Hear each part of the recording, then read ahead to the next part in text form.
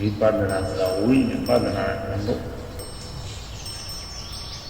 ဝိဒေဟိအာကာရေဟိပတ္တိတိဝိပဿနာဝိဒေဟိအမျိုးမျိုးကုန်သောအာကာရေဆင်းရဲတော့ဖြင့်ပတ္တိရှုမြင်တတ်၏ဣတိထို့ကြောင့်ဝိပဿနာ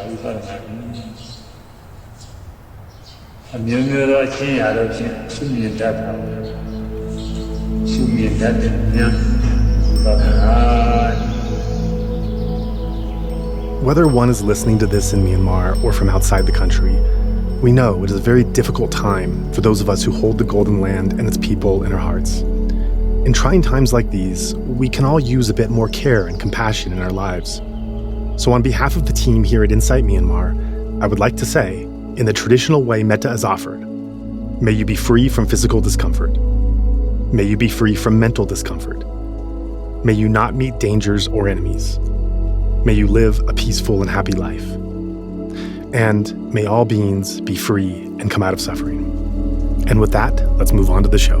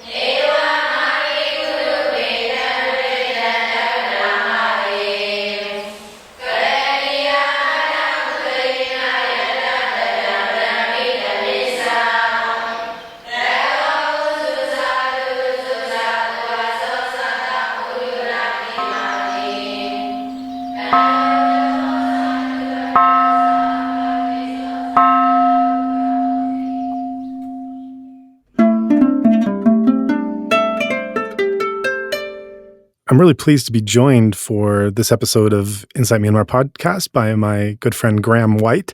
It's been a long time coming and having this conversation. So Grahame from Australia, thanks so much for making time for this. You're welcome, Joe. It's a pleasure. Yeah.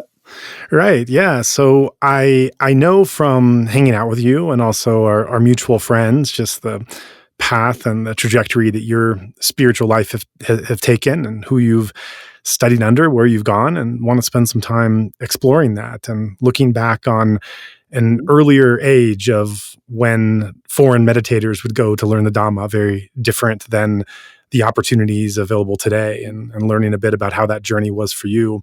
So to learn a bit about that, perhaps you can take us at the beginning, just talk a little bit about your family, your environment, how you grew up, and where your first early spiritual inclinations came from, and where you first started the practice from there. Okay. Yeah. Well, of course, my family here in Australia had no interest in meditation, or they didn't know anything about Buddhism, and I didn't know as well at that time. But I got caught up in the Vietnam War. In 1966, they started conscription here in Australia, but they weren't very good at in the first couple of months or the first 6 months, and so we were able to leave the country. And a couple of friends and I jumped on a boat and went to South Africa, and to escape from the Vietnam conscription. And there were a whole lot of people at the time that were doing that. And we went to Durban in South Africa, and we wanted to go surfing because I'm a surfer. I like to ride surfboards, and that's what we did. And we worked in South Africa and stayed there for about 15 months, working and traveling around South Africa. Yeah, which was quite an interesting period, but still no interest in Dhamma, of course, just typical Aussies on the road, doing what Aussies do on the road, which is right. So like raging here and raging there and going surfing and working, and it was fantastic, a good time there in South Africa. And then I think 1968 or something, we made our way to England, and started working there and living in England. And but we used to go down to Biarritz, which is a surf spot in France, and we'd work for some time in England, in London, and then we went down to Biarritz surfing. And one day, when I'd come out of the surf, I was walking past this garbage bin. This is how these things unfold, the karmic consequences, the cause and effect of things. And I was looking at this bin, I'm not trying to, and I saw this book, and it was called Siddhartha, which many people in the old school would know. And so I picked the book up, but didn't really read it at that time. But I took it back to London, and one night, a couple of weeks later, and one night, all my flatmates went out to go to the pub or do something like that. And I remember on the second page or something, there was a stanza, breathe in Om, breathe out Om, and all will be revealed, or something like that. I can't quite remember exactly what it was now. So while they were out, and it was very cold winter night, like 1 bar radiators, you had to put a 10-penny piece in the radiator to get it to work and things like that. I sat down feeling a little silly, cross-legged, and breathed in Om and breathed out Om. And the mind became very bright and luminous after about 5 minutes. I said, oh, this is better than drugs. Because we were in the hippie era at that time, of course. Yeah. And,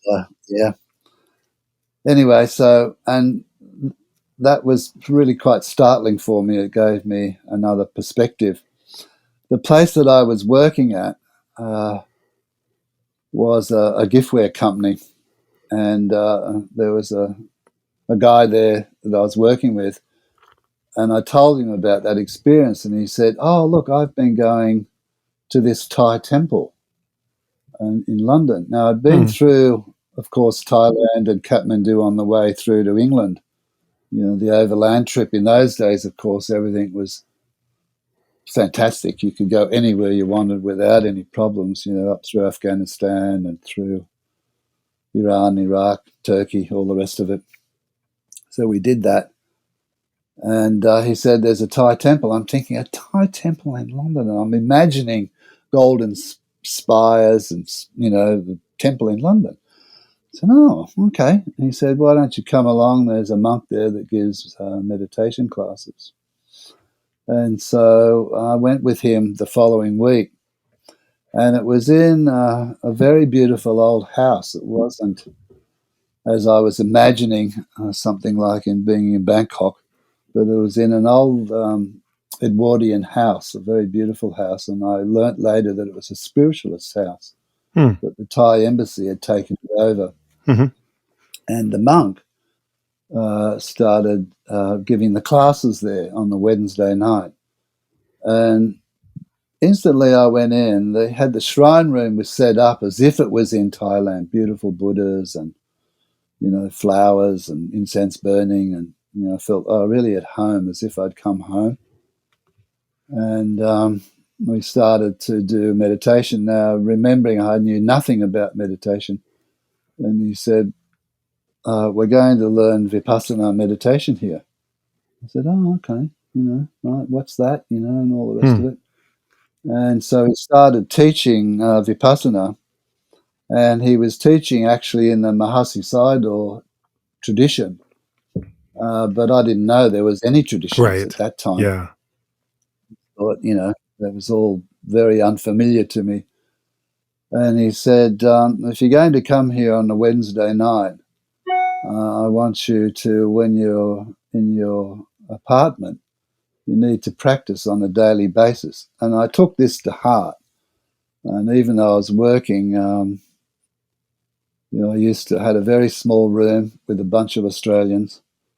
And but I used to do the meditation practice morning and night. And he said, I want you to walk for 10 minutes and sit for half an hour. And I did that. And then I'd go back and report my experience to him the following Wednesday night. And the practice improved amazingly. And I stopped going to the pub, and I stopped going out to all the places that I would normally have gone out to, mm-hmm. and just started enjoying the meditation practice. And that's how I got into meditation, really. And my friend who was with at the time, that I was with, that took me there in the first place, this was about a year later, I guess, he said, well, I'm going to go to Thailand, up to Chiang Mai, around Chiang Mai area, and ordain as a monk. I said, oh, that sounds good. A monk. Right, okay, I could probably get into that. And but I couldn't go at the time, and he left and went to this vipassana center outside of Chiang Mai. But I went 6 months later and ended up I had an introductory letter from the Thai temple in London to give to the Thai abbot in Bodghaya Thai temple, and also one for the Thai abbot in the Chiang Mai Vipassana place. But I got there, and it was just the beginning of rainy season, Wasa season. I think I might have been about 22 or 23. And the abbot at the Thai temple in Bodghaya said, well, it's too late now because of Wasa starting for you to go to Thailand and become ordained. Mm-hmm. And so I ordained at the Thai temple in Bodghaya. That was in July, I don't know, maybe 1970, something like this. And at that time, of course, there was very little vipassana known to foreigners. Mm-hmm. So the abbot, I really appreciated him and feel really grateful to him. He passed away now many years ago, but he was a wonderful person. Mm-hmm. And he organized, there was a vipassana teacher staying at in Bodghaya. There was a university there, and the Thai monks and other monks from around the world would come and do Southeast Asian studies and all this kind of thing. But there was one Thai teacher, and his name was Ajahn Vivekananda. And he was small, just a little over 5 foot, but full of energy, very vibrant person. And he would come every Sunday to the Thai temple in Bodghaya, and he would teach me, and he'd take my interview. And every day I'd meditate for 3 months of the Wasa period down in the basement underneath the shrine room in the Thai temple. Mm-hmm. And he would come, and the practice improved and became pretty good. But at that time, there were no foreigners in Bodghaya, which is, the place was absolutely beautiful. It was still a village, no fences around, no security around, no buildings around, just grass. And you'd walk into the Bodhi tree every afternoon. I'd go to the Bodhi tree and do my puja and meditate at the Bodhi tree. And I was lucky enough to actually receive my robes underneath the Bodhi tree, Oh, which wow. was a really nice thing to do. But 3 months passed with the Wasa, and at the end of that 3 months, there was a Vietnamese monk who's very well known in America, and I'm just trying to think of his name, and at the moment I can't remember his name, but he lives outside of Los Angeles.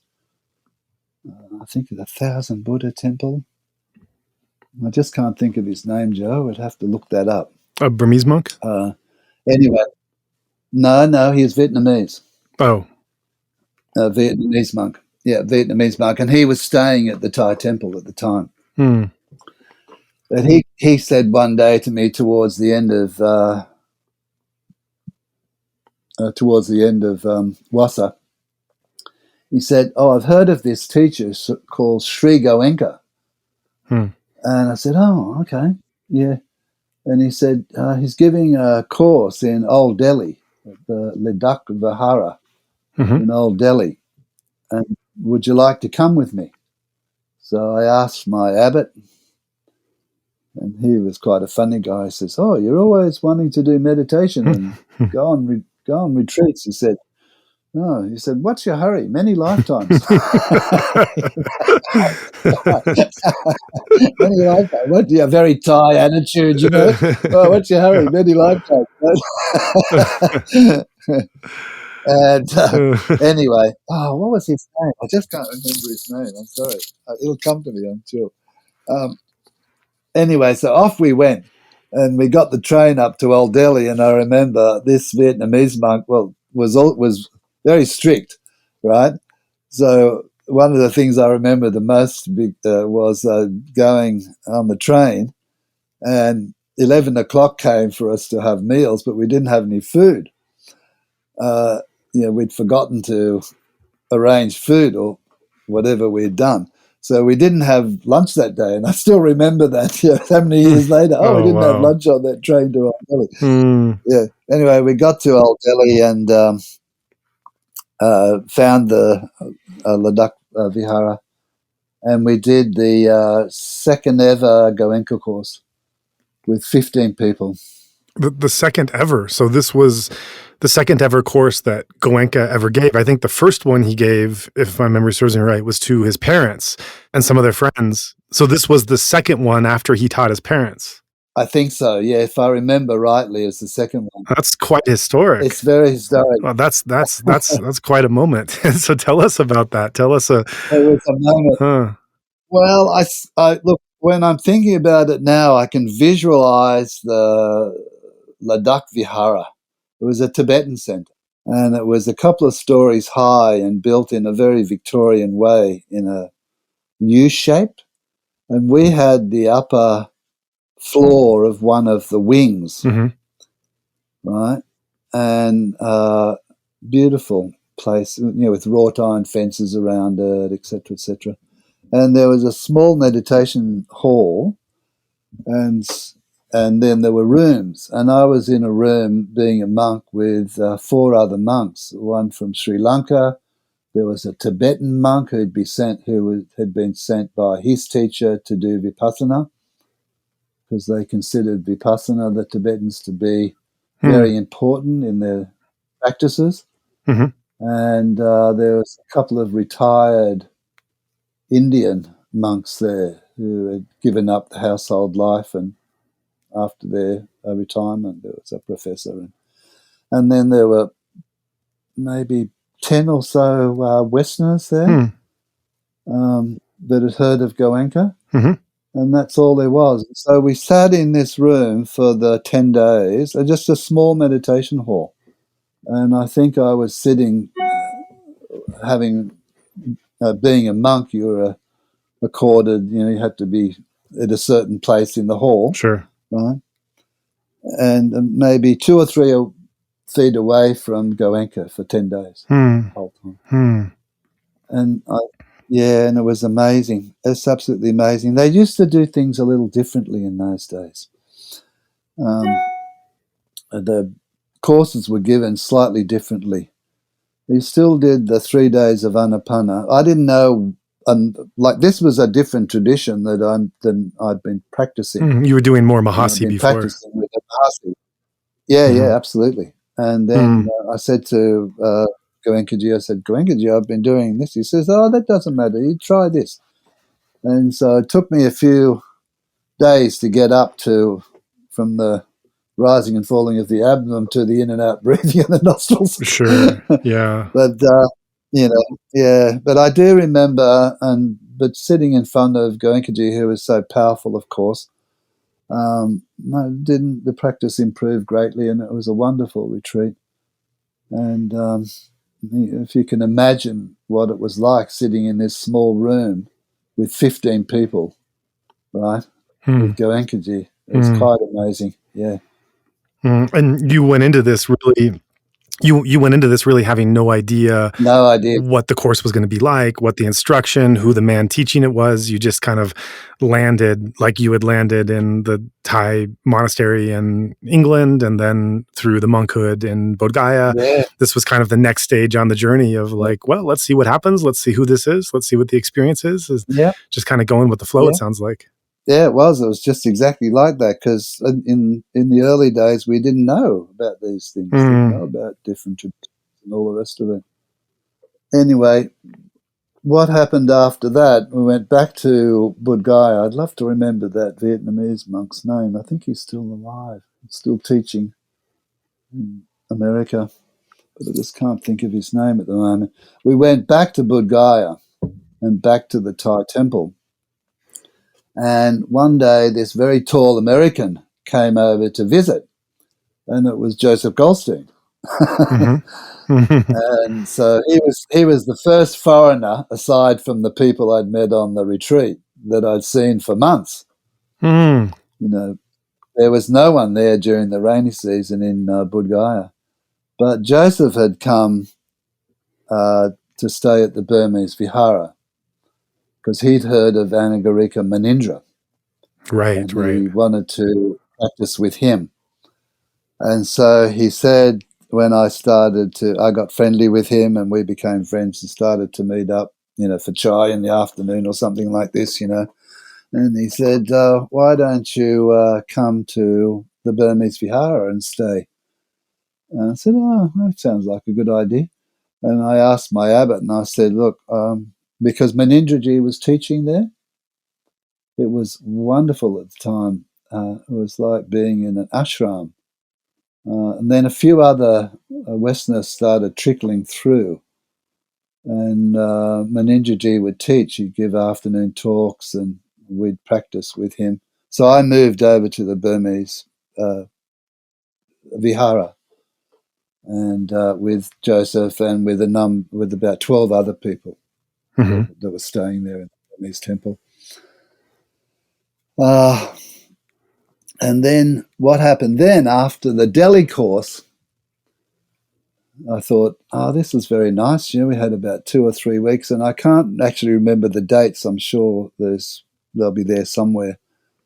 But Goenkaji came to Bodghaya, and he wanted to teach a course there, apparently, or someone had invited him to teach a course there. And suddenly, Bodghaya changed from being very small to being very big. Wow. And that first course, I can't remember. So just to pause there for a moment, because you went from Goenka being just giving a second course, meaning that he wouldn't really have been a known entity by anyone, and you landing on it. And then some months later, he comes to Bodghaya, and it sounds like he already has something of an entourage, a following, a celebrity, and people are descending on it. So that seems, if that timeline is short, that seems like a pretty fast rise to acclaim. It did. It happened really quickly, and I think all the backpackers or spiritual seekers or the hippie contingent that were coming to India at the time started by word of mouth to hear about him. And I think he did other courses before he came to Bodghaya, but I can't quite remember the timeline of all that now. And then suddenly he lands in Bodghaya at the Burmese Vihara, and there was this massive retreat. Everyone came. It was like there was an attraction, a vibration that was bringing him. And the Burmese abbot at the time, he set up, we were sitting in this must have been around 1971. He did a few courses there. The first one wasn't so big, but the second one was massive. And the third one was really big. There were a lot of people there. And so Bodghaya went from this little ashram type experience for those spiritual seekers to the beginning of a worldwide phenomena. That's amazing, and it's amazing you were there for that. It's amazing that your familiarity with Bodghaya predated Joseph Goldstein and Goenka and everything else, that you came when it was still this dusty place, and then in a matter of months or years, you were actually able Oh, to firsthand experience the contrast of what happened when the birth indeed, of the indeed. global mindfulness movement started under your feet. It was like a tsunami hitting Bodghaya. but I'm not saying that in a negative way. It was wonderful, of Oh, course. wow. Huh. Suddenly there were just lots and lots of people, and it Sure, was sure. a Yeah. really great experience.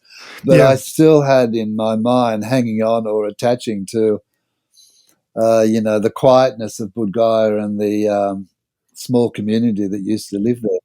There is one thing I really enjoyed about it, this is before this had all started to change, was Munindraji was living up at the Mahabodhi Center, which is not there anymore, I might say.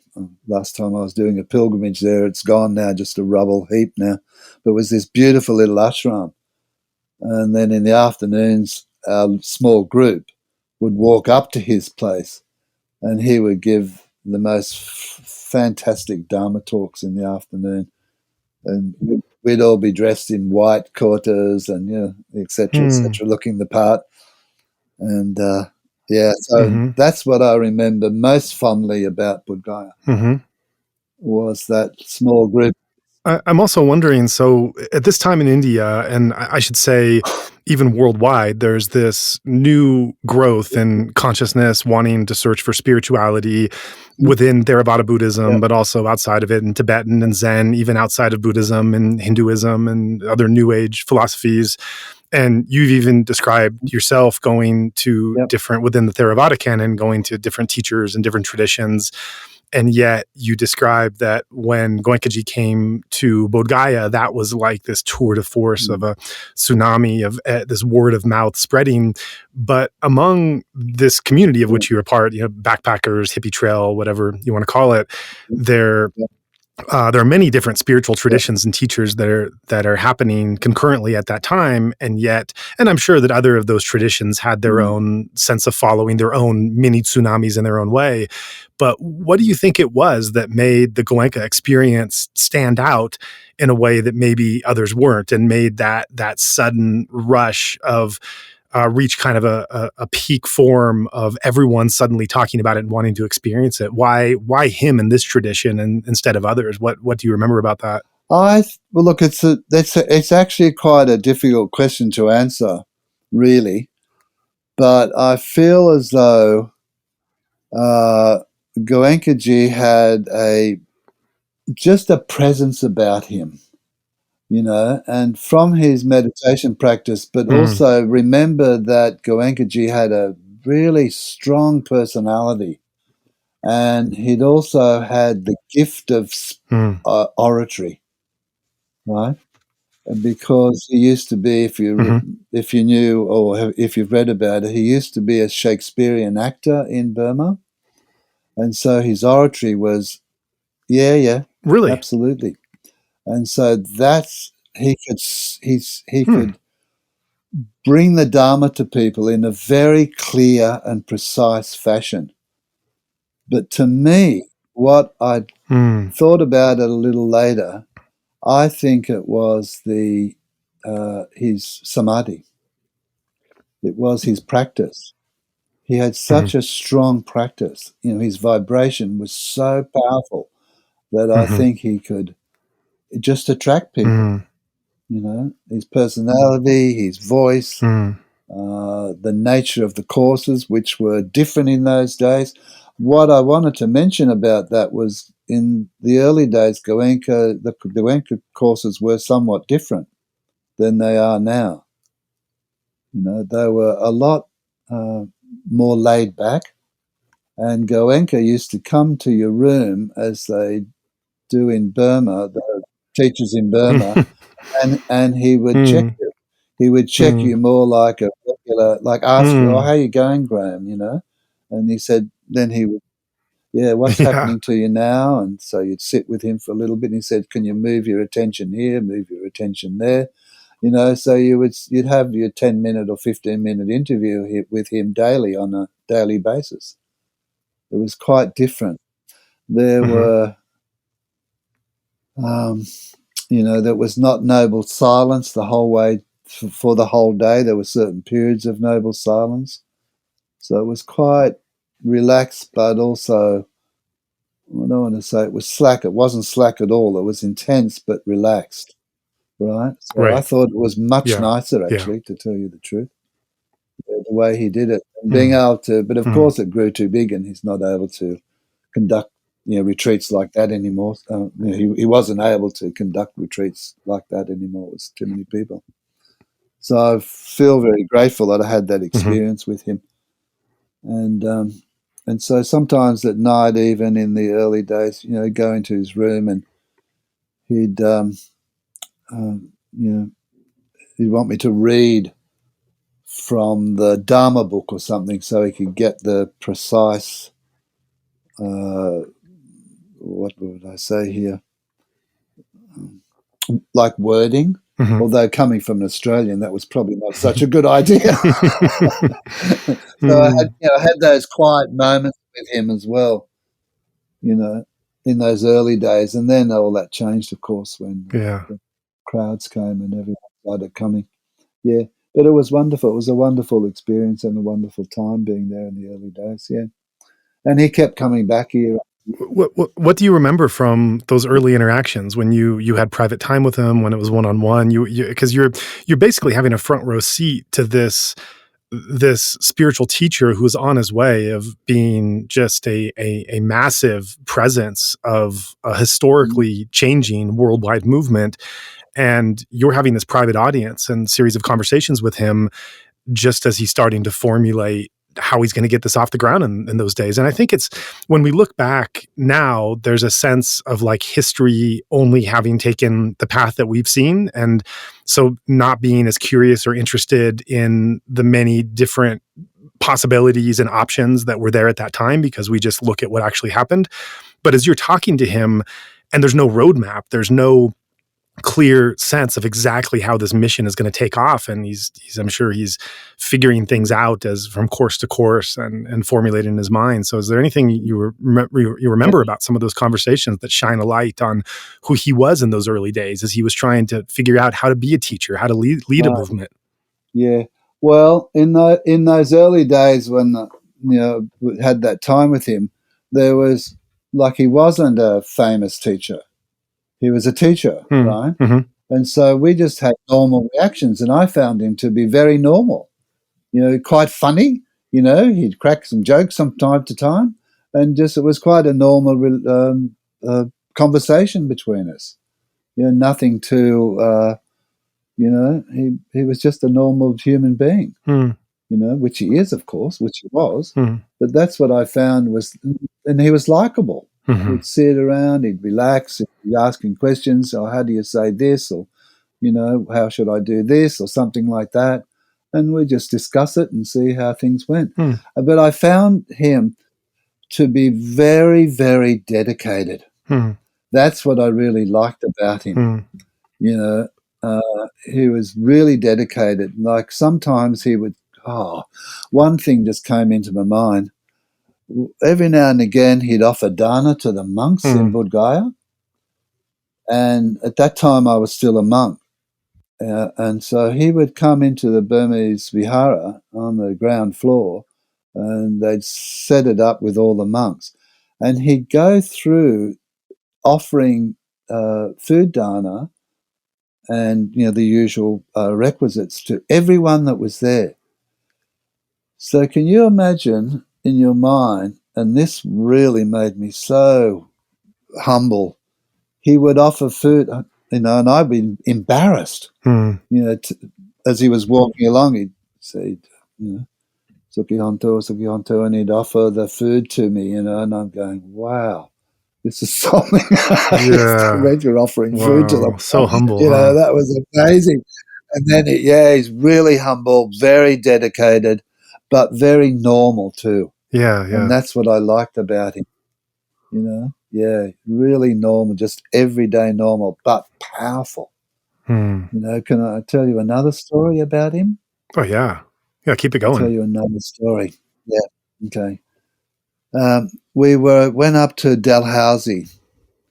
I was still doing Goenka tradition at the time, and I went up to Dalhousie with Joseph and Barry Lapping and a few other people in a hotel up in Dalhousie, and Munindraji came with him because he was becoming friendly, very close with Anagarika Munindra, because he was learning from Anagarika Munindra the Pali, and the theoretical understanding of Dhamma, because he hadn't had that education.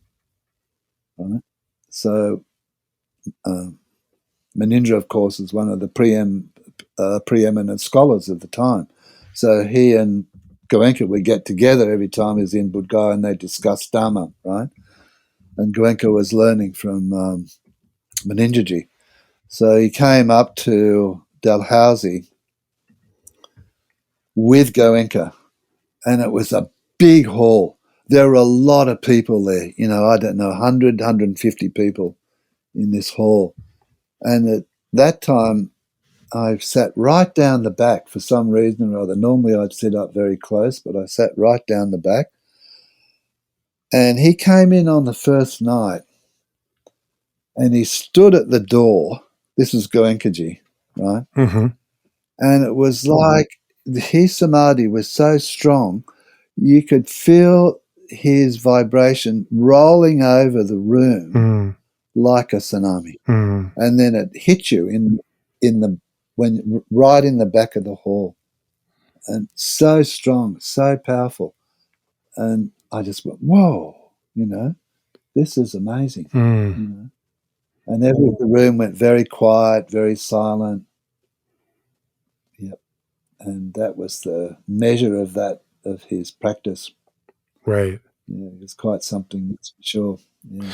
So it sounds like up to that point, you had been doing different tradition, all in Theravada, Vietnamese, Burmese, Mahasi, Thai, different iterations in different places, Mahasi style, and of course, getting to know Munindra. But when you landed on the second course of Goenkaji, and then Goenkaji came to Bodhgaya, it just had this profound impact at this time. Perhaps the technique as well, but certainly the experience of being around a teacher with that much dedication and wisdom of his own experience and his presence of being able to share. So during those years, would you call yourself like a Goenka student, or would perhaps this is kind of putting labels on something that maybe was a bit more fluid? But how would you describe your dedication and your involvement at that time? I think I think I was there with him for about 3 years or so, 3 or 4 years. I did many, many retreats, all over the place with him. But then it got too big for me. I didn't feel comfortable in the size. And I went back to Bodghaya and just talked to Munindraji about it. And he said, oh, it's okay, whatever you feel comfortable with. And so I just went back to doing my original practice, and sort of, if you like, I sort of reverted back to the Mahasi technique, and I found that to be really suitable for me, and I liked the way it was. I think it was the crowds that turned me away a little bit. There were too. It was too. I didn't. That was not what I wanted to do. What was it? Just the that's very clearly. Was it just the crowds and the number of people coming, or did you also find a change, like in the course structure, the teaching, the organization as well? Yes, indeed. I think I found that was starting to not be something that I wanted to be involved in. Yeah. Around 75, 76, there was quite a change in the whole structure and how it was presented. And I think it was at that time, around that time, that I sort of started moving away and going back to the Mahasi thinking. Which change was that? Do you remember manifestations of that change? Yeah, a little bit. I hesitate to. I don't want to speak badly, but people. I hope my people were coming a little bit too fundamental for my sake. Not Goenkaji, but the students. And in Bodghaya, of course, they were getting very caught up in, unwholesome aspects of where they could be, what they could say. So they wouldn't. The students wouldn't go to the Mahabodhi temple because they thought it was impure. This kind of thing was coming into it, where I thought that's ridiculous because Goenkaji does his 10-day courses in the Mahabodhi temple. So there were things like that were sneaking into the students' way of being with the practice. And, that wasn't how I viewed things. I mean, I view things that every tradition has its good points and has its disadvantages and advantages. And I love being with all the Tibetans around the Bodhi tree, and I love being with all these people, and that was not happening. And so I moved away to some degree from it all. Yeah. I guess one of the things I'm wondering about that is that if you feel that this kind of fundamentalism, as you put it, was not coming from Goenkaji, but was something coming from the Western students themselves. Yeah. And yet there were other spiritual traditions that were also happening where that fundamentalism may not have come into play. There were certainly others where it was, Osho or some of the non-Buddhist gurus, they were coming big time. But where do you have any sense of why, if it wasn't coming from the teacher itself, do you have any sense why this would manifest within that movement at that time when there were other traditions where it wasn't so much a part of it? And to be fair, there were some traditions where they were, so I don't want to single this out, but some traditions develop this way and some don't. So why would this have developed in this way? Do you have any sense of that? Yeah, I have a slight sense of it, or a sense of it in the fact that there came a time in those middle of the 70s, if you like, where Goenkaji, he used to really put an emphasis on only doing one thing, right? Only doing one practice. That was really strong, only doing one practice. And in fact, there was a time when a letter went around when people were registering, they had to sign that they wouldn't change their practice. And if someone had done, like my girlfriend at the time, she was a Mahasi practitioner and a very capable practitioner herself, but she wanted to do a Goenka course, and she came and she was questioned about her previous practice and would she give up that previous practice. And so I was shocked when I was standing there at the registration table and this was going on. And so I think it's come down also, the change of attitude started to come down a little bit from Goenkaji. I don't think he realized what was actually going on. He just wanted to keep the practice pure. He didn't want people to go. I think his mind and his mindset around it was good, but his students took it out of context. So if you had been practicing any other form of vipassana or Tibetan tradition or whatever, that was not acceptable. And I think and if you couldn't walk up the street in Bodghaya without feeling as though all the people were impure, that's not acceptable to me neither. And so, so anyway, it sounds like there was developing a certain kind of attachment to labels and identification, us versus them, or kind of tribal or cultural attitudes. And it's interesting because if you mention many of the students that your contemporaries at the time that were starting to adapt these and apply them more severely than the more relaxed days when you were taking courses, of course, many of these have become senior teachers and center managers and have gone on in their own countries to establish that culture, to bring and establish that culture and that kind of tribal mindset that was picked up there to start becoming, shaping perhaps the way that centers were set up elsewhere as well. Indeed, that's what's happened. Yeah. And yeah, indeed, that's exactly what's happened, Joe. Yeah, and they still have some of those. That's mindset is still there in a lot of the centres, and it's not a mindset that I particularly agree with. And to go a bit into your particular background, I seem to remember that your brother followed you on your spiritual journey and became You did, a Goenka meditator alongside you. And yeah. how did his development go? And were you the first one to take the course, and did he come after? And then how did his trajectory go Yeah, after that? he came, I forget now, maybe a year or so later. He just came to visit me. I was a monk at the Hmm. time in Bodghaya, and he came to visit Hmm. me, and Goenkaji was giving a course in Bodghaya, so he decided to do the course with his girlfriend. And I can't remember the years now, that's the thing.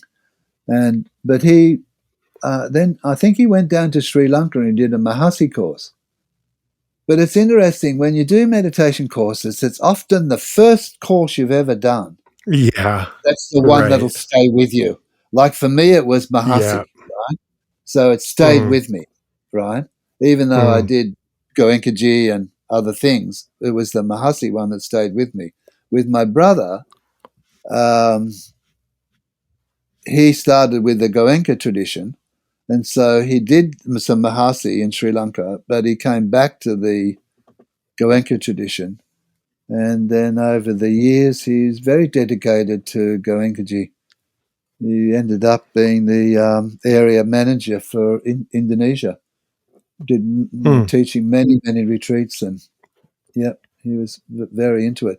But he also had the similar feeling to me about the fundamentalism of it. So he would try Hmm. not to bring that into his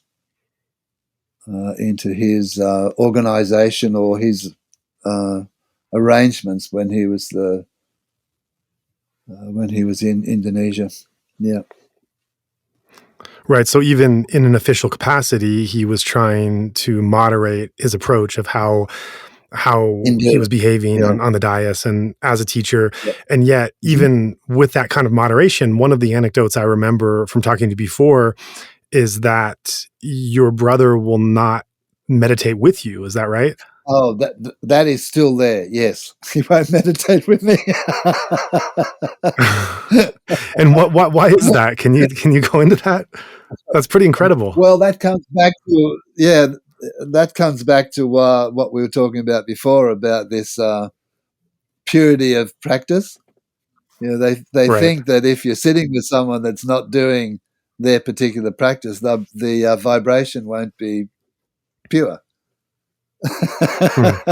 So he won't sit with me. So is that a personal choice or is that a regulation he has to That's follow?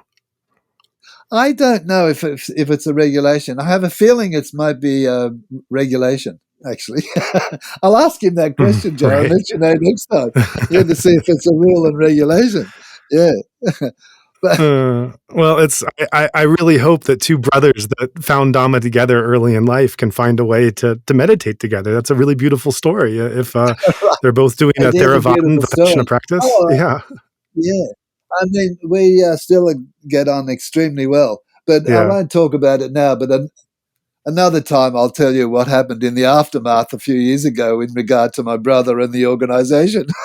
Well, But I don't want to talk tempting. about that now. All right. Sure, Yeah, sure, tempting. I know. Yeah, it's a little bit more private, I think. sure, But sure, look, sure. in saying this, this is just I mean, I love the Dharma and I love the connectedness of all Dharma. I mean, and I think that's the most important thing in regard to Dharma. And I'm happy to go and listen to the Dalai Lama, which I've Mm, been to a number of his workshops, because it doesn't, like Goenkaji said, not Goenkaji, Munindra said to me one time ago, he said, he was practicing in the Mahasi Center for 9 months or something. He was there for some time in the early days, doing his own practice.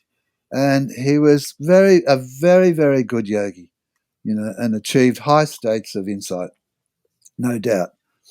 Um, and then we came back to Bodghaya and saying, what have you been doing? Oh, he said, I practiced all this time, And then I went and checked out a few other meditation centers to see what they were doing and did a bit of practice with them and this one and that one. And I said, "Oh, isn't that confusing?" Because I still had that in my mind. He said, "Oh, no, that's not Mm-hmm. confusing at all, as long Mm-hmm. as you have the right attitude, you know." Mm-hmm. And so I feel exactly the same way. You know, Mm-hmm. I know what I'm doing, and I go and listen to the Dalai Lama, or I listen to other Thai teachers, and it's all just wonderful Dharma. But it Mm-hmm. doesn't have to mean that. It doesn't mean that you have to. Oh, better go and do this, or better go and do that. As Munindra said, if you're solid in your practice, nothing's going to disturb you. Right. You know, you can go anywhere and do anything. You know, yeah. Right. So at that point, you then became interested in re-engaging with the Mahasi practice that you had initially taken up. So take us back there and talk a bit about what it was like going back into that Mahasi practice and where you were and what you were doing and how that was a further development on your spiritual path at that time. I think after I had, you know, not finished with the Goenka practice, but finished doing all the retreats, you know, like 10-day retreats, 20-day retreats, you know, over and over and over again. I started to, as I mentioned previously, I started to lose interest because I could see there were some faults, you know, that didn't suit me coming into the students, not necessarily Goenkaji himself, but into the students. And I think I mentioned that around 1975 or 76,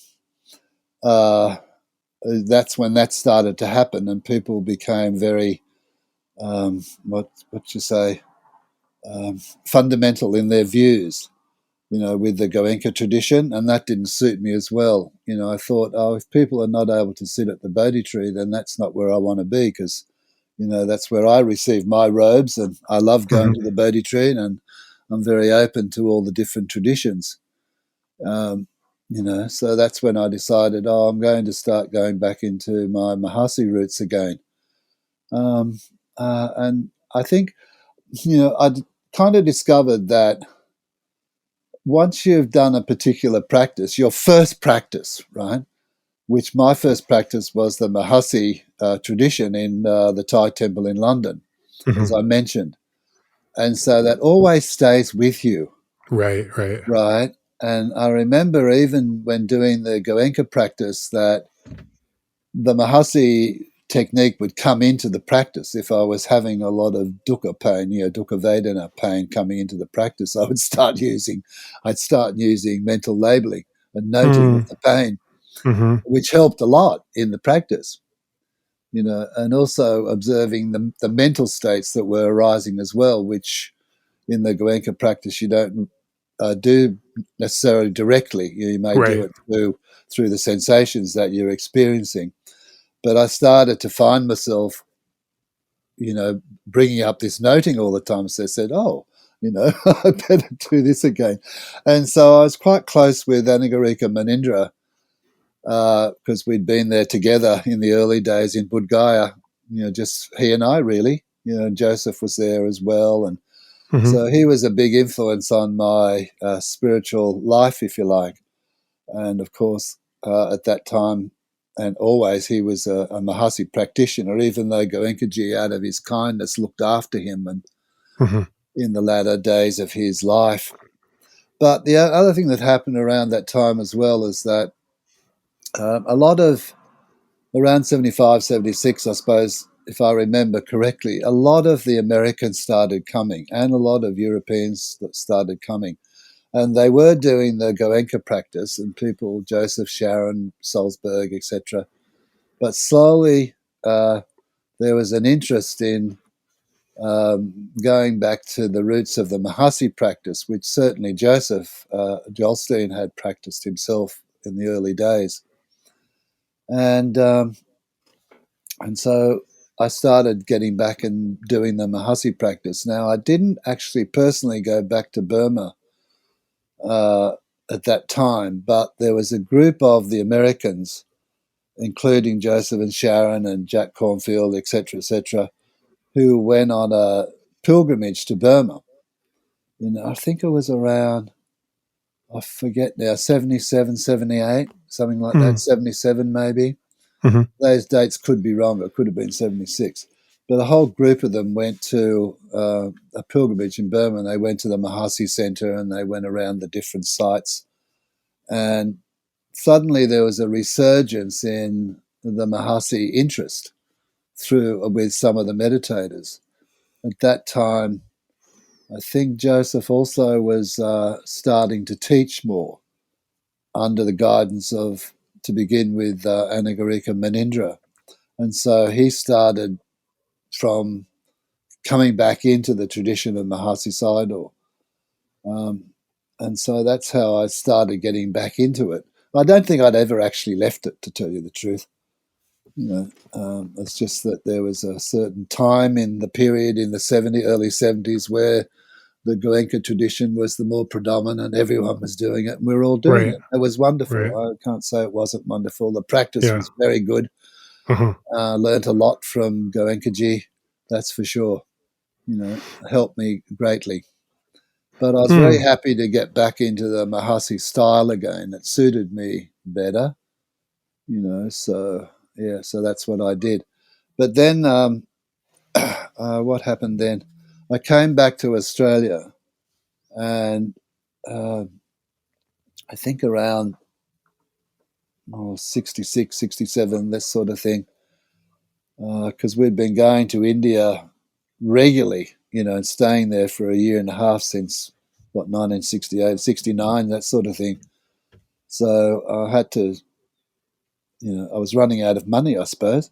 And so I had to come back to Australia, and I'd work for 3 months and then go back to India again and stay there, and then come back and work for 3 months, because you could do all that in those days. It was easy to do it,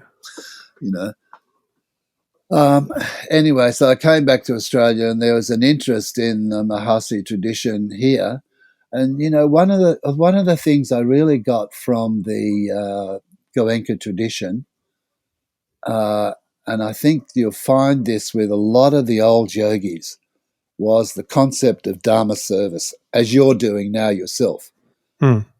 People really wanted to volunteer and to give Dhamma service. It was a really big thing with Goenkaji, as you know. It wasn't so much with the Mahasi tradition, but it was with the Goenka. And one of the things I really got from that was Dhamma service, offering Dhamma service.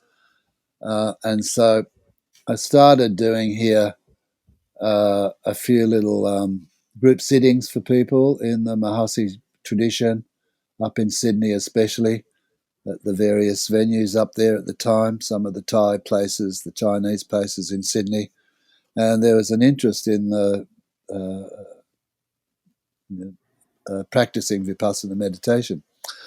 So then my partner at the time and I decided that we wanted to bring the Mahasi tradition to Australia, right? Now, the Goenka tradition had just started here. They were renting out a number of camps, and there was a lot of interest in it, but there was no real Mahasi tradition. So having a lot of connections in Burma, which I did, at the Mahasi Center especially, I wrote to them and said, would you be able to send one of the teachers here to conduct a 10-day retreat or something like that?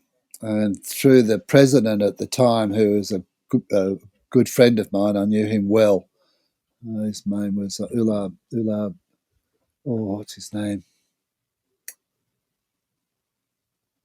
I can't remember his name off the top of my head. I'd have to give that to you later.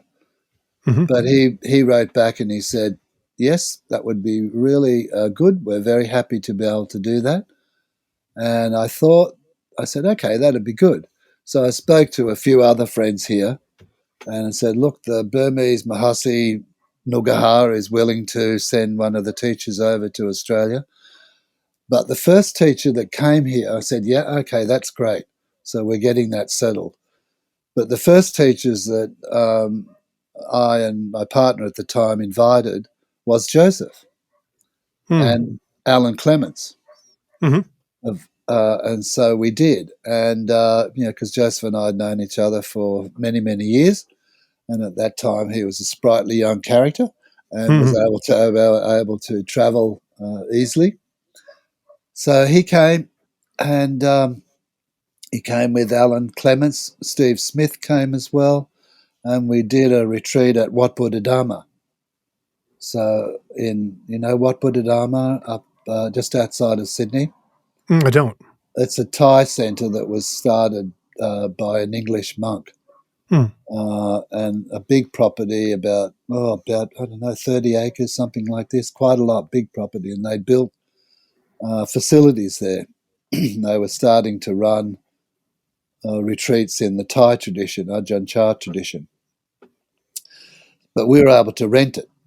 And so Joseph was the first foreign teacher that came, and he taught a 10-day retreat there. So that was the beginning of vipassana coming to Australia, if you like, in the Mahasi tradition. Yeah.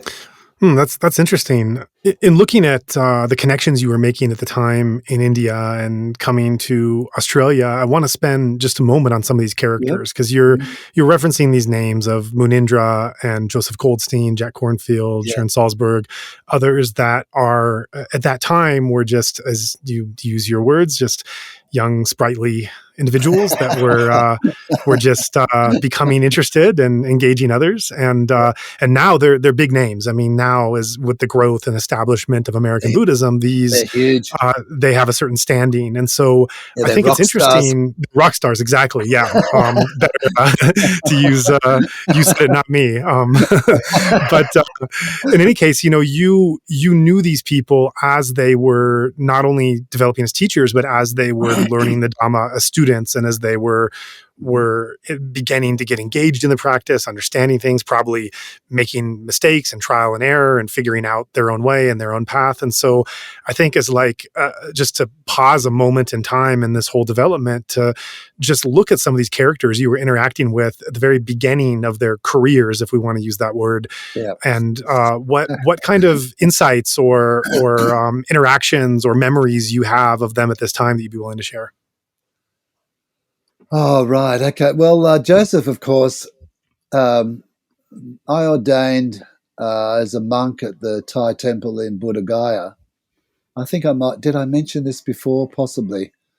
And one day, this was 1970, I think, 1970, either that or 71, something like that, 70, I think. And that's then one day I was at the temple, and this very tall American guy turned up, and he said, "Oh, my name's Joseph Goldstein." I said, "Oh, my name's Grahame White."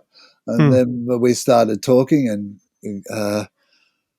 so I remember him, and he was all dressed in white, and I was dressed in orange, and we thought we looked pretty cool, actually, But there was there wasn't much going on in Bodghaya at the time. It was a very small place, just a village, nothing like it is at the moment, which is unrecognizable from those days. But Joseph and I started to chat, and we'd meet daily for a cup of chai up in the bazaar or something like that. And we got on extremely well. And so after my initial wasa 3-month period at the Thai temple, and with the influence of Goenka and Munindra as well, I remember coming to he said, "Why don't you come and stay at the Burmese Vihara, because there's a lot of Westerners here." And I said, "Oh, a lot of Westerners," because there were no Westerners there. Joseph was the only one that I met. And so I'm very grateful to him, because he suggested that I come to the Burmese Vihara, and it was absolutely wonderful. It turned out there were about 12 people living there at the time. Barry Lapping, a few from the Goenka tradition, Maria Munro. I don't know if you know Maria Munro, but she was just a beautiful being. Another lady from Greece, and just a group of people. And Munindra came to live there as well. And it was one of the most precious periods of, I think, our spiritual life. It's like being in this vihara or being in this, what do you call it in the Hindu tradition? Being in an Ashram. ashram was like being in an ashram. Mm. And so we would practice during the day, and Munindra would all give Dhamma talks at night, and then we'd all go to the temple at night. It was just wonderful. And so I remember Joseph being a standout at that point. You know, he had a presence about him, of course, which you've seen for yourself. But he's also a very funny character. He has he said, "Oh, if I hadn't have been a Dharma teacher, I would have been a stand-up comedian Mm-hmm. in the Catskills." So I Mm-hmm. remember him saying that, you know, and so and they could never get a bed that was big enough for him because he was very Oh, tall, and so right. yeah, this sort of thing. So we all had our ups and downs there in Bodghaya, but everyone got on extremely well. And then another incident when Goenka started to come, which was that after my initial Wasa period and after my initial training with Goenka, my first course with him, he came to Bodghaya. And I might have mentioned this also, I don't know. But many, many people came to Bodghaya at that point, you know, suddenly. And I remember very distinctly being on the top of the vihara because we were setting it up for the retreat and looking down. Have you been to the Burmese vihara in Bodghaya? Yeah, I have. Yeah, okay. So coming through the gate, I was looking down and suddenly there was this group of about 4 or 5 very tall Western guys and a couple of women. Mm. And it was Ramdas coming. Mm. Right. And I said, "Oh, that's Ramdas." And I said, Mm. Who's Ramdas?" Mm. You know, because he was already quite famous at that time. Yeah. And with him was Sharon. Mm. And she was a very petite, you know, lovely looking young girl. And they came and they did the retreat. And so with that group. And so they were part of the retreat that happened at that time. And Mm-hmm. that's where I initially got to know Sharon, was during those days where she stayed there for some time, did a few retreats, etc., etc. But she always had that special glow about her, you know, which I thought was wonderful as well. Mm. And that's how I met them. And then there was a whole other group of people at that time also who, especially in the Goenka tradition, who really moved the Goenka tradition on because of their Dharma service ethic. Mm-hmm. Barry Lapping, I can't remember all the names now, but there were a lot of them. And I think the Goenka tradition came about more or less from the people in the interest of the people in Bodghaya. Mm-hmm. And then Sharon, I think Sharon was on that pilgrimage to the Mahasi pilgrimage when they went to Burma. The whole Mm-hmm. group of them went. And I didn't go then because I had to get back to Australia. I didn't do that pilgrimage with them. So that's about all I remember. There's probably lots of incidents which I don't remember. That's how I started to meet these people, was from this small group, ashram type group, until later when it grew due to the Goenka tradition. There was not a lot of interest in Bodghaya at the time Mm-hmm. in Mahasi. There was only Anagarika Munindra, and he didn't really teach retreats. You would just go. He was living up at that. He lived in the Burmese Vihara, but he was also living at the an ashram up in closer to the town.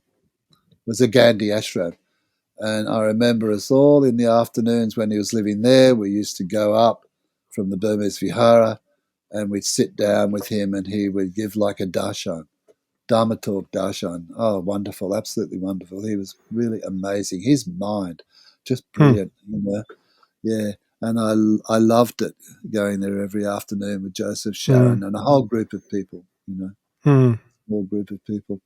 But it was, so that doesn't really give you a lot on what I remember because I can't remember it all. I'm sorry. No, that's great. Yeah. That's really interesting. What are your memories of Munindra, of his personality or relationship or teaching or anything that comes to mind when you conjure him up? Oh, when I conjure Munindra up, I conjure up this little bird-like figure, you know, like wandering around Bodghaya, very friendly. And the thing I really learned from, he was such a mind. Absolutely. Anything you would ask him, he would know the answer to it. Mm-hmm. Or his insights that came into his Dhamma talks. Like he would sit there and he'd say, if you're mindful just of the turning of the neck, you can be enlightened. You know, things like that. You know, simple things. And we go walking in the market and just seeing him in the market bartering with all the fruit wallahs and the whatever wallah he was interested in, the merchants there, and just seeing his metta, I suppose, but his relationship with them, with all these market people. So he was very ordinary, but totally unordinary as well. And that's what I got from him, So, yeah, he was just, I liked him very much indeed. No pretenses about him. He could be in the market. Well, so could Goenkaji. He liked that as well. Yeah. Same. He could be the guru sitting on the seat, but in the market with his wife, he was just an ordinary person, doing the shopping, bartering with the people, and this sort of thing. It was wonderful to be with them like both of them at that time. What was the difference in bartering techniques between Goenka and Munindra? Munindra was more forthright. He would really get into them if he thought they were charging him too much. Where Goenkaji was a little more laid back. He's a little more patient, but Goenka was right in there. No, you can't charge me that. That is too much. This kind of thing. So he was great, and we'd go for walks and do all that kind of thing around the village, and it was really nice, just a nice atmosphere and nice place to be, and inspiring people to be with at the time. If you were ever a fly on the wall between a conversation between Goenka and Munindra, that must have been pretty amazing. Actually, I have been a fly on the wall, and Goenka was so respectful of Munindra. Just unbelievable, because Goenkaji, you have to remember, he was starting off as well. Yeah. Really. And his Dhamma knowledge at the time, especially his Pali knowledge, etc., it wasn't so strong. So Munindra and he they'd look fantastic together. Just two buddies, if you like. But Munindra would treat Goenka would treat Munindraji like the guru, which he was. And he would learn from him. So they would spend a long time talking about the Dhamma. Munindra would be teaching in Pali and things like this. So they had a great relationship. And I think that's one of the reasons that in Munindraji's later life, Goenka invited him to go to Igatpuri and made sure that he was comfortable in his later life. I found that actually somewhat surprising when I first heard that he had left Calcutta and the Bengali community and moved to Igatpuri. But, I remember one of the things that came into my mind when I heard this was the gratitude of Goenkaji towards Munindra for what he'd given him. The knowledge he was able to impart to Goenkaji.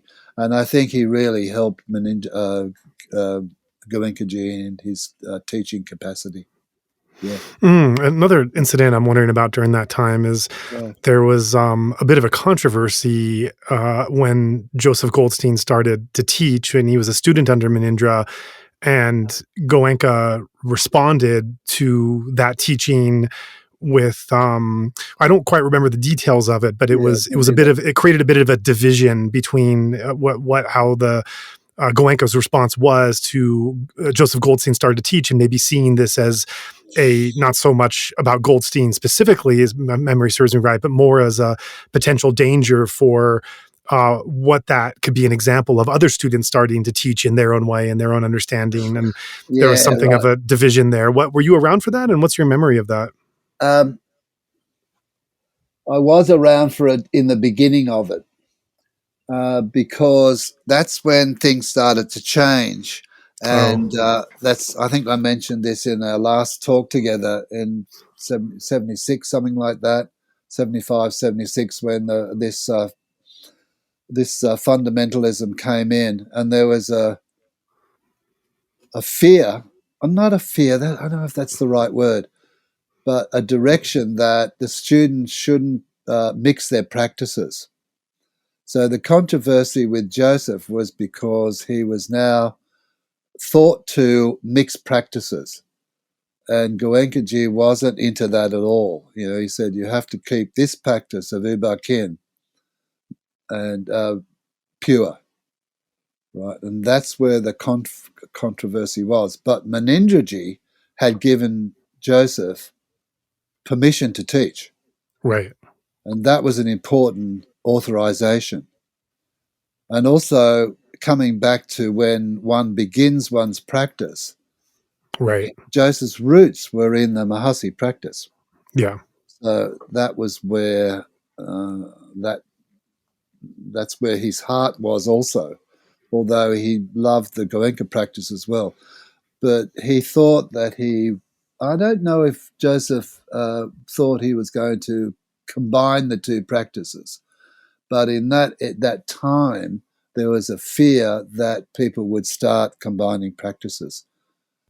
Right. And I imagine it's also, there's something of I wonder how much I should say, because I wasn't there, if there was something of like a branding or a legacy or something like that. And I also wonder how that fits into this feeling as the years are progressing. It's just that you're depicting this kind of image of a bunch of different people coming together in different stages of Dhamma experience and wisdom, but none of them are too far ahead of the others because it hasn't really matured or developed like we know today. That's right. So even like Goenka and Munindra, with their heads are just a bit above the water of the younger people like you and Joseph and others that are learning, and you're in this really dynamic, beautiful spiritual community of different people learning and growing as you're there and having these amazing conversations and experiences and retreats and everything.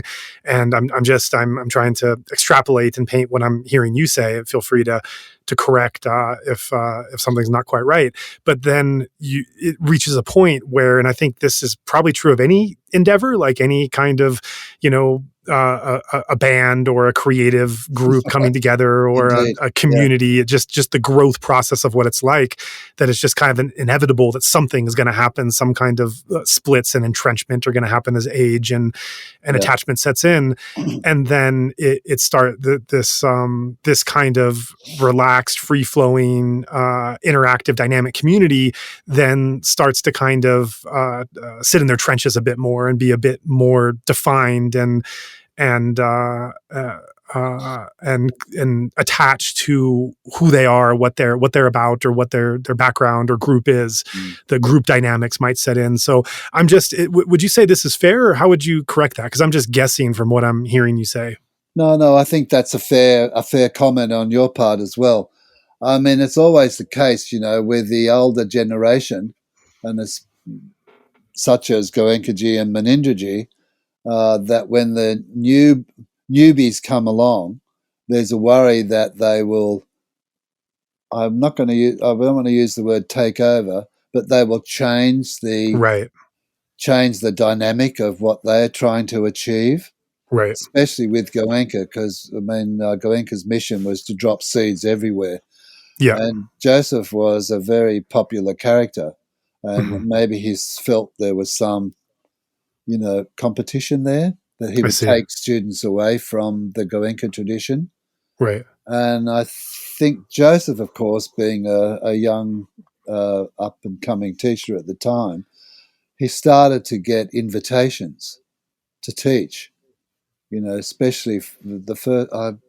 if my memory serves me correctly, and this may not be correct, one of the first ones that really put him on the world map, if you like, was the Naropa Institute in Boulder. Right. And he was asked to teach there in one of the first, that was a huge experience for people, like sort of Boulder was big, Mm. and I was actually came to America and I stayed with Joseph in his apartment while he was teaching at Boulder. Mm. And that was then the beginning of him really becoming well known. Mm. But it's like anything, that comes along in life, the younger generation come along and take over, do things differently. And that's the moment that it happened in Bodghaya. And it's also interesting because that moment also seems a clear delineation that you're drawing the lines very clearly that if you are to proceed in this tradition, not only can you not mix techniques, which is not, goes back to Ubakin. I think they got a bit more rigid in that, but it definitely is not something new they're making. That was something that was also important to Ubakin. But what's different is that if you want to continue in this tradition, you must let go of any aspiration to ever be a teacher of any kind. You are not, Joseph Goldstein was an example of having to choose between a teacher path and I don't want to say a student path, because of course older Goenka students are given all kinds of responsibilities of how they care for and take others in the Dhamma service you mentioned. But in terms of they are, but not in teaching level. Exactly. Right. Being a dynamic Dhamma teacher. Yeah. Right. So that really set the clear rules in place that should you wish to impart the Dhamma in any way or form, you may not continue in this tradition. And that split seems to indicate that. Yeah, that's exactly what happened. Yeah. I must say though, from my memory, not on Joseph's part, I think that what they wanted to do, Joseph, Sharon, when they were setting up IMS, they wanted it to be a center for Buddhist practice for all traditions, an eclectic center. Right. I remember that too. Yeah, you remember that, and that's really when it started to falter. Was there right, and that was a later development, and they wanted to invite Goenka as one.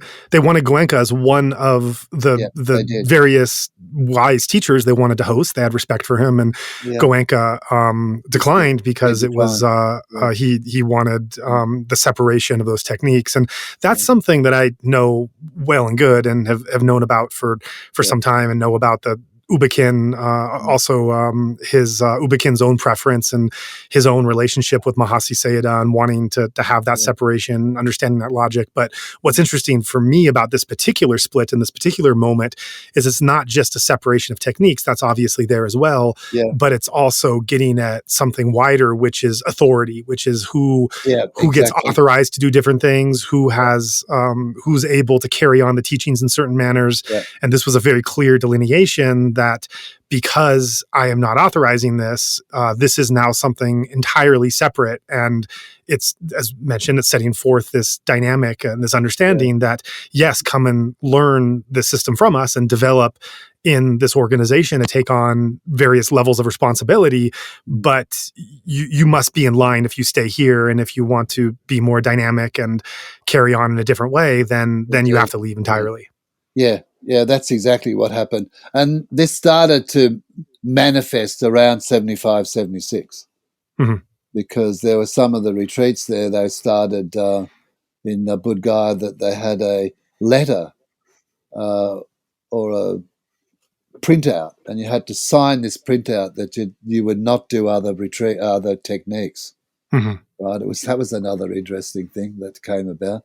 But look, I'm not trying to be disrespectful here, because in all the different traditions, even within Burma, there's always splits in groups. Oh yeah. As you well know, in the Mahasi tradition, the Mahasi Yep. tradition, the Mulga tradition, Yep. Yep. they all think the other's inferior to the other one. Absolutely. Yeah. And same. So it's not just, and they don't want to let go. The senior teachers don't want to let go to these young pups that come along, oh, they don't have enough experience, they don't know what they're doing. And so I think there might have been that might have been something also that Goenkaji might not have thought that Joseph had not developed spiritually enough at the time. That could well be, that he was too inexperienced, Yeah, and definitely same from my side. It's not in no way is this meant to be a specific criticism that there's something particular about one organization or another. No, it happens in all traditions, And at the same time, like I think we do need to be honest and direct about it. I think that it's that balance of understanding this is kind of a universal pattern of group formation, of spiritual organization and leadership, and something we can definitely see patterns across all different kinds of not just Burmese or Theravada or meditation organizations, but probably religious and spiritual across the board. But we should be like, I think it's also important to be able to speak clearly and call and describe what it is. I think there sometimes can be a fear or a hesitation and not wanting to say what is, or what are the differences, or what did happen in this moment, or what decisions were made and what were the consequences of those decisions. And I think when we don't, it's just a fine balance between being able to speak honestly and clearly about certain kinds of facts or opinions and perspectives on those facts. Indeed. At the same time, not singling out and pretending that, some type of teaching or organization is just, whatever is going on there is not within the constructs of just these universal patterns of, groups and teachers and such. That's exactly right. Yeah. I mean, from a personal point of view, it'd be wonderful if everyone got on totally well with no problems at all. But it's a human existence, and there's always going to be problems arising. I mean, I even know myself. Say for example, when the younger teachers come through to the Buddhist library or something in Sydney, and they're starting to give Dhamma talks. I have to watch my own mind going, well, they don't have the experience to be doing this, or they haven't achieved, and I've got to really watch it, and I've got to let go of that, because that's not the attitude to have. One should have an attitude of wanting to help them and to bring them along and, respect them for what they're doing. Because one of the things lately I've noticed as we're getting older, a lot of the classically trained teachers are no longer, right? And they're not there anymore. And so the new generation's coming through, and we have to respect them for what they're doing coming through. We may not agree with everything because we've got our own views, our own opinions, our own experiences, but it's the way things are going to go. I notice now in Australia, in America, all the new teachers are coming through, and you've just got to accept that. That's the way things are. It's like a football team. Suddenly the stars are gone, the old stars are gone, and the newbies are coming through, and, it's the way it's going to happen in the meditation world as well.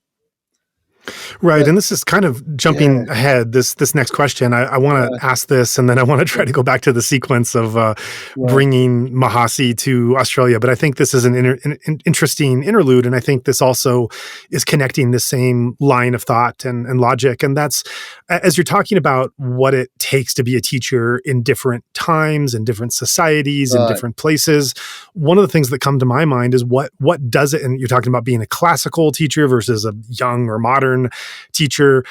There definitely is a combination of being a Dhamma teacher of both needing to know the source material you're working with and be very well trained in both the practice and the study of what supposedly you're to be teaching, as well as your own wisdom and insights. At the same time, you also need to you need to be making it relevant. You need to be speaking the language of the people, not just the actual same linguistic words, but the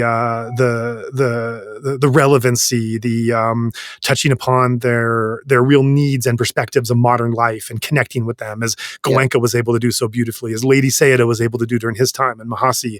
So Absolutely. what do you think? You're a meditation student. You've worked with many teachers, and you become a teacher yourself. What are your thoughts on what it takes to be a meditation teacher?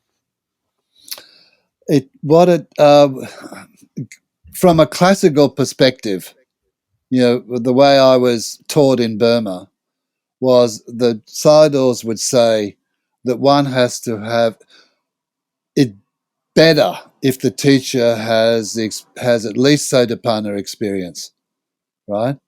That's like the beginning of being able to teach, as far as they're concerned, right?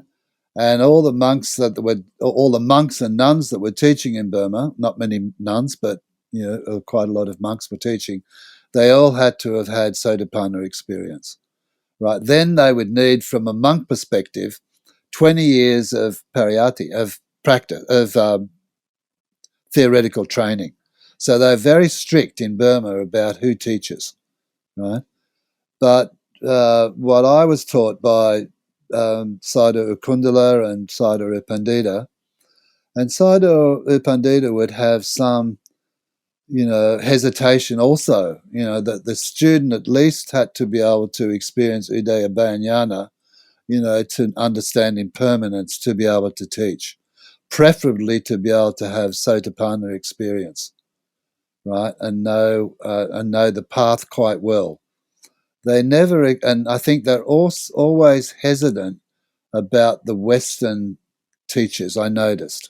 But that just could be a Burmese thing, and it could be just as we were talking before about not wanting to let go of the classical tradition and seeing these newbies coming in. That could be a part of it as well. So from a classical perspective, from a modern day perspective, I think if I can say this, I think people really need to have Udaya Bhayanyana, rising and passing away knowledge in either the Goenka or the Mahasi or whatever tradition it is, because the experience is the same. They need to have that knowledge. They need to understand that. Is it relevant as well to have Pali teaching, Abhidhamma teaching in the study? Not so much, because I think what's important is teaching is to be able to guide people in their practice, so understanding the signs in practice, if you like, so you can help guide. But and why Joseph was so powerful, he had a presence about him and he could bring people along with him. He had great stories. He was able to use good examples. Well, I noticed that in the teaching world, there's a lot of interest now in Abhidhamma study and especially Pali study and going back to the suttas. But a lot of the meditators, they find it really pretty boring, actually. And, they like to have someone who cares for them. That's really important. There has to be a caring for them. And there has to be someone with experience that knows what the signs are that they're going through. And it not necessarily, I don't feel, and in the Mahasi practice they say this as well, to have a full knowledge of Pali Abhidhamma. So that's what I would say. But you need to have a presence, and be able to work with people well, and they've got to feel that you care for them. That's the most important thing in my mind, anyway. But they certainly need to have the meditation experience, at least that level of meditation experience. Right. Yeah. Thanks for that. So let's go back to your journey back in sequence. And we took this interlude as we were moving from India to Australia, and you were talking Yep. about the establishment of the first Mahasi community, the Yep. introduction of Vipassana into Australia for what you believe is the first time. So talk a bit about what it was like to relocate there, to go back to your homeland with this new teaching that you developed in, and what it was like to try to transplant this teaching into a new environment that was familiar to you, but not so familiar with the teaching. Well, I thought it was absolutely wonderful at that period of time, which was the early '80s. There was a lot of interest in starting to develop in meditation practices. Certainly in Australia, it was starting to come to the fore. It had started earlier in America, but it was a little later coming to Australia.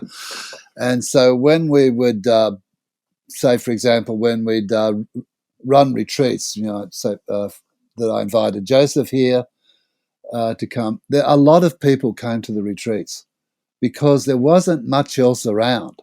There was only the Goenka tradition and the Mahasi tradition, so there was no competition, if you like, right? Right. So we would do the first retreat. I can't remember how many people. There might have been 40 people there, something like that. It was really amazing.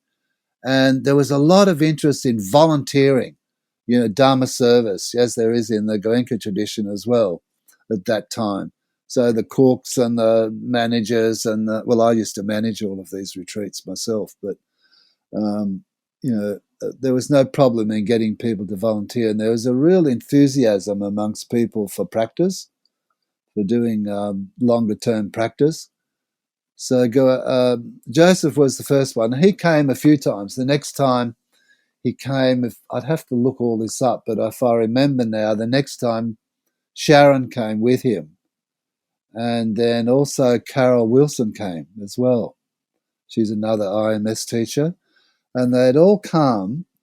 I'd pick them up in a van or something. They'd all come and stay in my little house in Ostermeer, which you've not been to my place, I don't think, but it's a small cottage in the bush. And so it was absolutely wonderful. So they came and they started, I shouldn't say this, but Joseph was really scared of snakes. And I have a lot of snakes around here. So, and at that time we didn't have sewerage or septic tanks. It was like outdoor dunnies, like Australian style. And he had to go outside and go to the toilet. And he was always worried about the snakes coming at the toilet outside. But it was lovely, though, because my house is very small, right? It's only a little cottage, and everyone would jam into the cottage, and it was just great. And then we started renting places down in Bowral, outside of Bowral on the Southern Highlands, which was a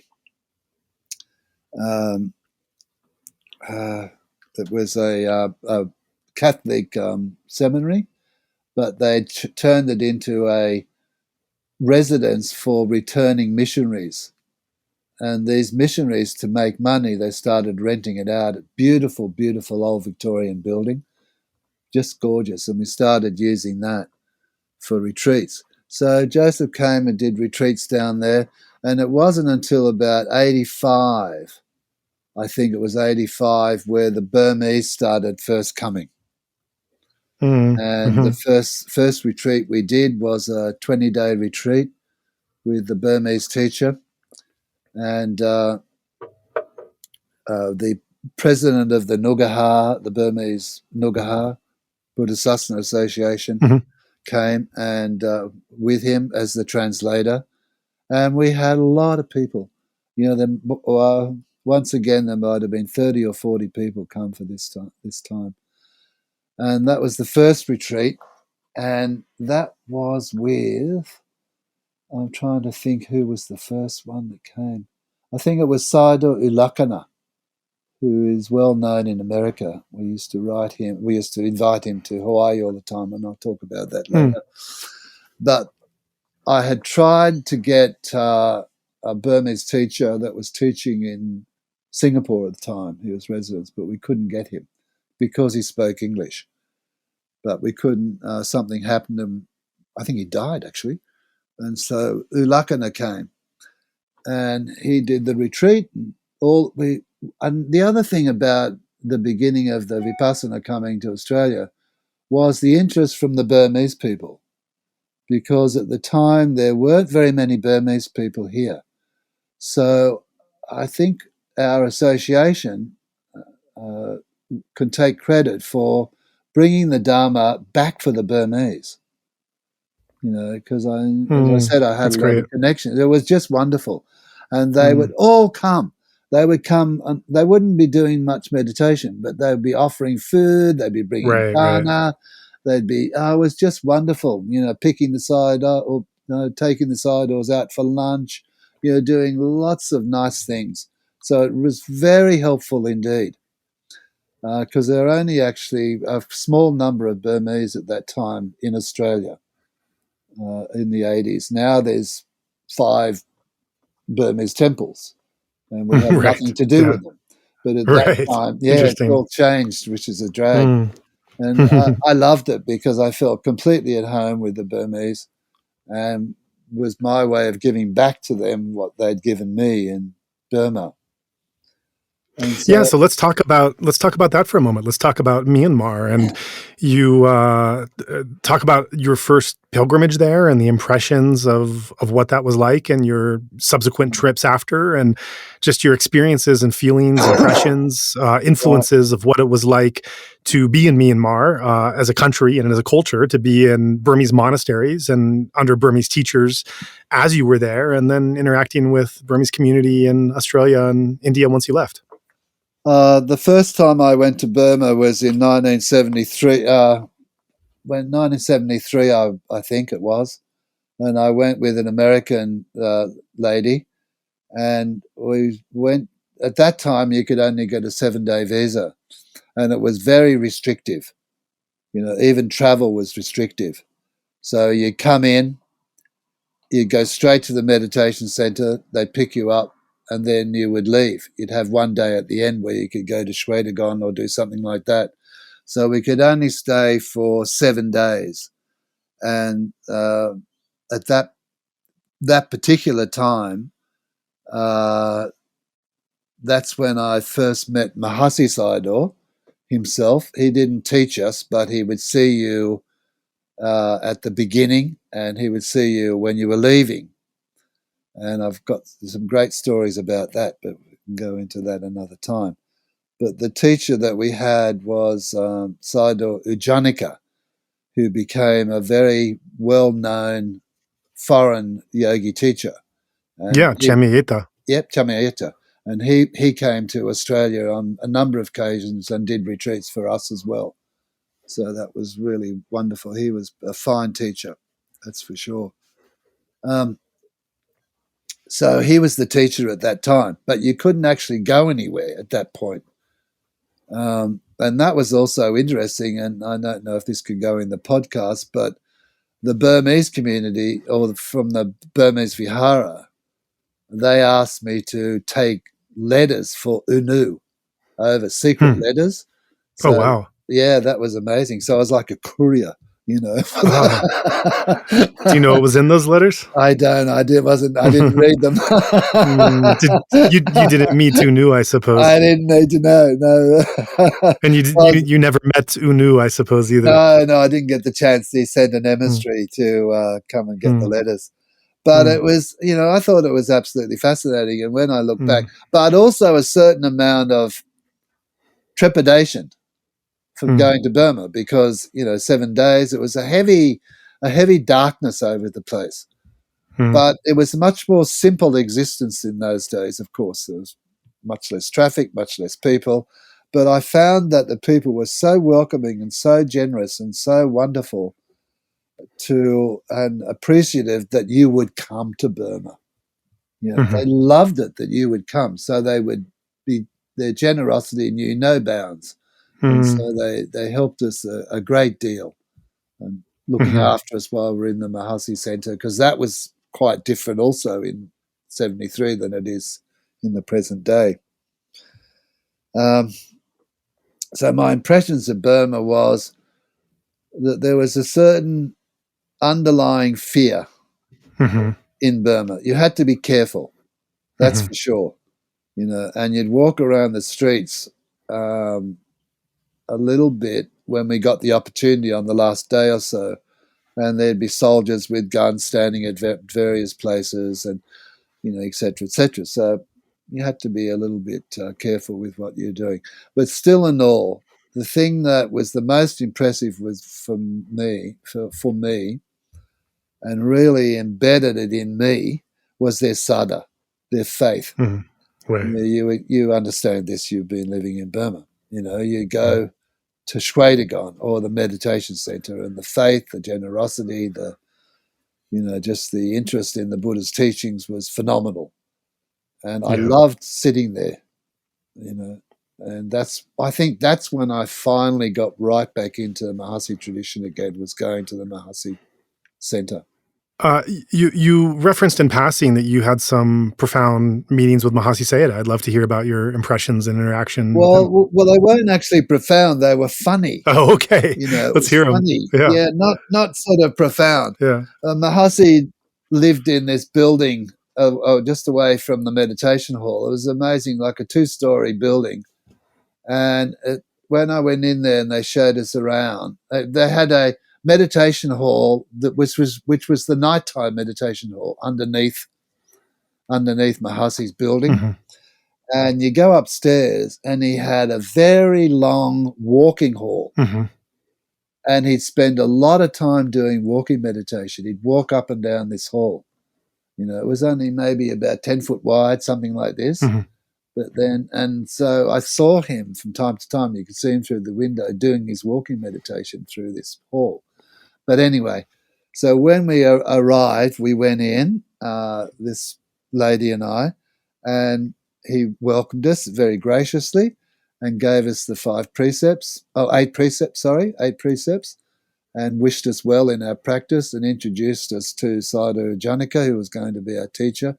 And we didn't really see him except sometimes when you're going for lunch, he'd be walking around or doing something, right? But on the last day, we went up to his residence to say goodbye and to take the 5 precepts with him. And his room was a little bit dark, but I really wanted to get a photo of him. And so I had, which is unheard of now, an Olympus half-frame camera. Mm-hmm. Took slides, right? And so I said very humbly, Sayadaw, would you mind if I take a photo of you? He gave a little smile, a little half smile. He didn't open his mouth and smile. He just a little half smile. And he said, yes. And he straightened his robes, got himself in position, sat cross-legged on the floor, looked absolutely perfect, right? And I went to take a photo and it wouldn't go off. It was too dark. Mm. And I'm going, what am I going to do now, right? But I was quite bold Australian. I said, Sayadaw, I don't think that photo worked. I said to his attendant, do you think Sayadaw would come outside? And there was this translation going on into Burmese, and Mahasi shook his head and said yes. And out he came, and he came into the reception area. Same thing, straightened his robes, looked absolutely perfect, as if he was a Buddha sitting underneath the Bodhi tree. The camera wouldn't go. Again, too dark. So I said to the translator, I was determined to get a photo, right? So this is not working. There was a balcony outside. There was a door that led to a small balcony. I said, do you think Sayadaw would mind sitting outside there? So yes, Sayadaw wouldn't mind. He'd happy to do that. So out he went, straightened his robes, went through the whole procedure once again. And I took the photo and it worked. Mm-hmm. And I said, thank you very much. And we bowed and et cetera, et cetera. And then we left. And when we got outside, the balcony had been half dark and half sun. Where he sat himself was in the dark. Mm-hmm. So everything was sunny around him, but he was dark. Hmm. So the photo didn't work. Oh, After all that effort, it didn't work. right. I just smiled and said, well, that's the way it is. But I did have the opportunity some years in 1979. He came to Bodghaya, and they'd been doing a tour of America and London. That was the time he went to IMS, and he came to Bodghaya, and I was able to spend time with him then, and actually act as his kapia, carrying his bowl. Mm-hmm. And he was invited one day. Is this a story? I don't know. We were invited down to the Japanese temple one day for lunch, or Sayadaw was. I just went along, and all the other monks that were with him. There was an entourage of about 10 monks. Actually, Sayadaw U Janaka was on that trip, and Mahasi didn't eat very much, and so we went down there, and he had his bowl, and they filled his bowl up. And he took a few spoonfuls, ate a little bit, and then the attendant came and passed his bowl around so we could eat the food from his bowl. Mm-hmm. And my initial hesitation was, well, that's eating someone's eaten food, you know. And I was a little worried about it, being in India, getting food poisoning. But then I said, no, it's Mahasi Sayadaw. And so we did. We ate from Mahasi's bowl, which is great. Wow. And in the evenings, we'd go up to the Bodhi tree with all the monks, and I've got some fabulous photographs of this, just from that time with my half-frame camera of that pilgrimage when they came to Bodghaya. Mm-hmm. I have to show you one day; they're really good. And he used to go up to the temple at night, and he'd sit inside the main temple, and he'd just sit there, and it was like he wasn't there. You know, he wasn't overawed by it. He wasn't, too zealous about it all. He'd just sit there, he'd bow, pick a bit of dust off his robe, and then just walk around slowly and just look at things. And, it was amazing. He was quite amazing. Yeah. So he stayed in Bodghaya for about, I don't know, 5 or 6 days or something. So that was when I had the opportunity to have more contact with him at that time, but never on a, chatty basis. Mm-hmm. It was always on a very respectful, carry the bowl attendant type relationship. Yeah.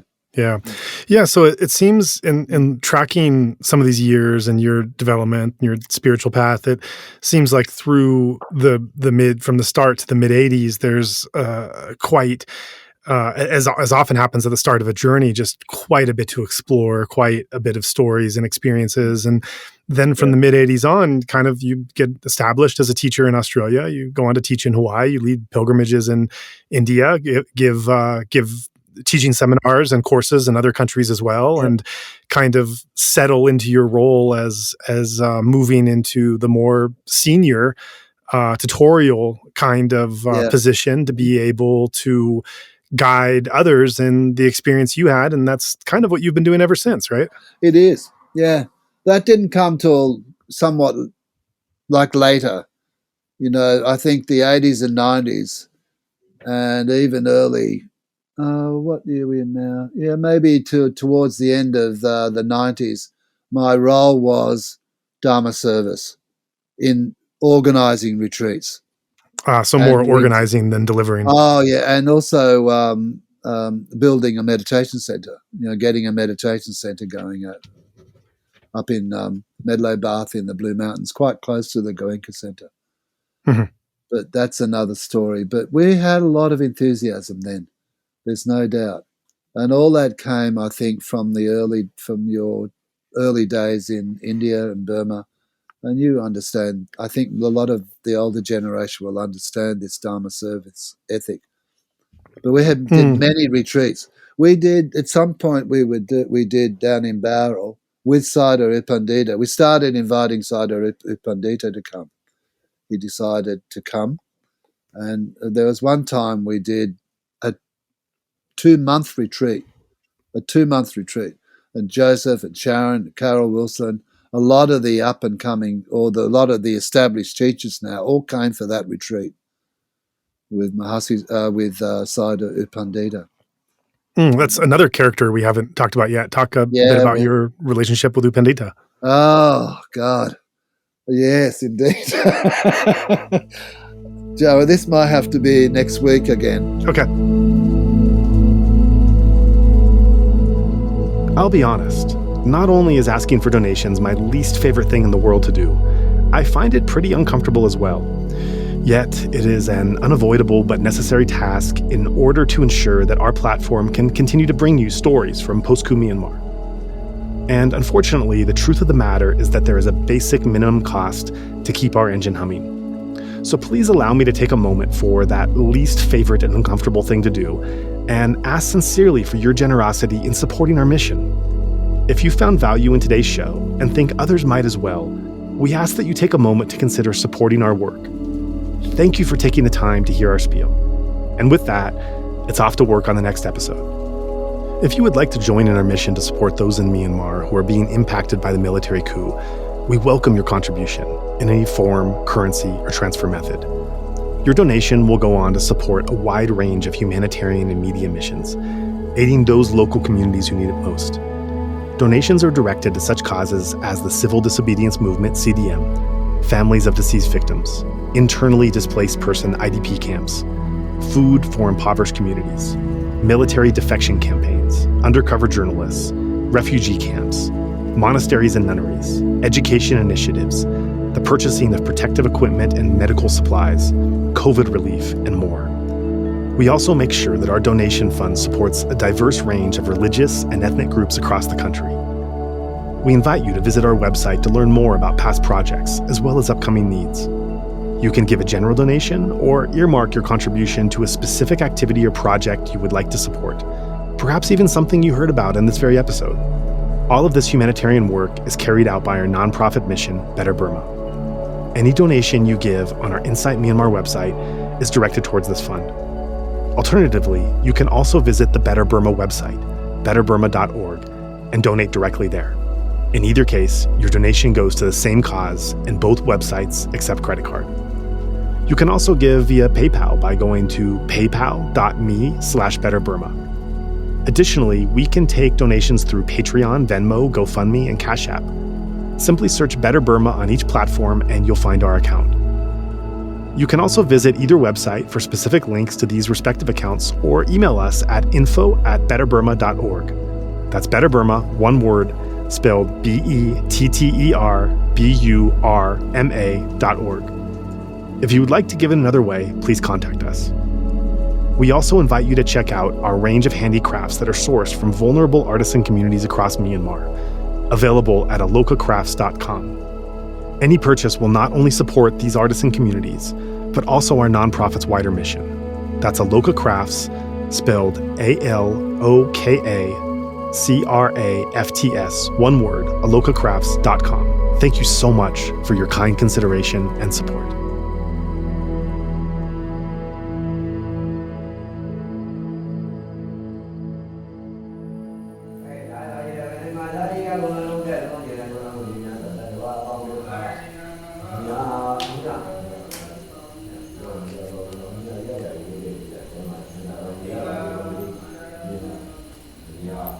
Yeah.